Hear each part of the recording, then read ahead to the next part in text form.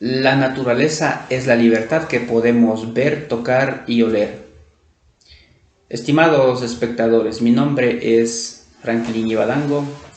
A continuación me permito realizar un análisis de una historia de Eduardo Galeano. Eduardo Galeano, autor uruguayo, fue uno de los escritores más influyentes en la izquierda latinoamericana. En su obra se especifican 365 días del año, cada día signado con un nombre propio al que Eduardo Galeano le ha dado vida hoy en día. Me ha llamado la atención junio 5. La naturaleza no es muda. En esas cortas líneas descritas por Galeano se puntualiza a la naturaleza como el verdugo y no como a la víctima. La realidad del mundo nos muestra naturalezas muertas, bosques naturales perecidos, se derriten los polos, el aire se hace irrespirable y el agua intomable. Desde el año 2008, con la Constitución del Ecuador, reconoce los derechos de la naturaleza. Estos derechos son garantías para protegerla y preservarla.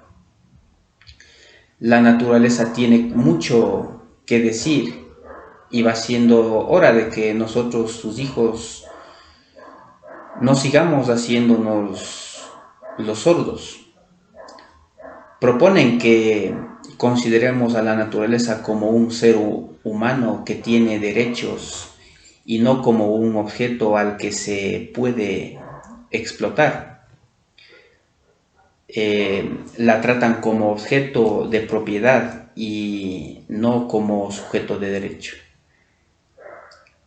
Reducida solamente a una fuente de recursos naturales y buenos negocios, ella puede ser legalmente malherida y hasta exterminada, sin que se escuchen sus quejas y sin que las normas jurídicas impidan la impunidad de sus criminales. En el mejor de los casos son las víctimas humanas quienes pueden exigir una indemnización más o menos simbólica, y eso siempre después de que el daño se ha hecho ya. Pero las leyes no evitan ni detienen los atentados contra la tierra, el agua y el aire. El Ecuador es el único país en el mundo que tiene derechos de la naturaleza en la Constitución y que la considera como un sujeto. En el artículo 71 de la Constitución dice que la naturaleza o Pachamama, donde se produce o realiza la vida, tiene derecho a que se respete integralmente su existencia y el mantenimiento y regeneración de sus ciclos vitales, estructuras, funciones y procesos evolutivos. A diferencia de otros países, Ecuador protege a la naturaleza en su constitución, que es su ley magna. Otros países reconocen a la naturaleza, pero en sus leyes, ordenanzas municipales o derechos a ecosistemas específicos. Nuestro país ha sufrido numerosas devastaciones a lo largo de su historia. Por citar un solo ejemplo, durante más de un siglo, hasta 1992, la empresa petrolera Texaco vomitó impunemente 18 millones de galones de veneno sobre tierras, ríos y personas. Pero las heridas abiertas en el Ecuador por la Texaco y otras empresas no fueron la única fuente de inspiración de esta gran novedad jurídica que se llevó adelante en la Constitución.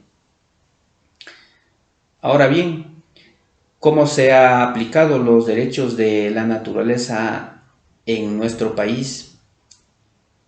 El primer caso en el que se defendieron los derechos de la naturaleza fue en el año 2011, cuando la sociedad civil denunció al gobierno provincial de Loja cuando iba a construir una carretera que afectaría al río Vilcabamba.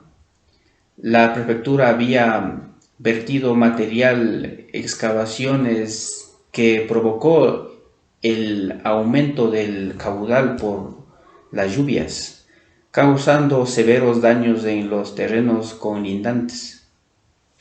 El juez falló a favor del río Vilcabamba. Otro ejemplo fue en Galápagos. La naturaleza defendida fueron los tiburones que habían sido pescados ilegalmente y sus aletas iban a ser vendidas. Así como existen casos exitosos, existen otros donde la naturaleza no ha salido victoriosa. Entonces, ¿se cumple o no se cumple en totalidad el artículo 71?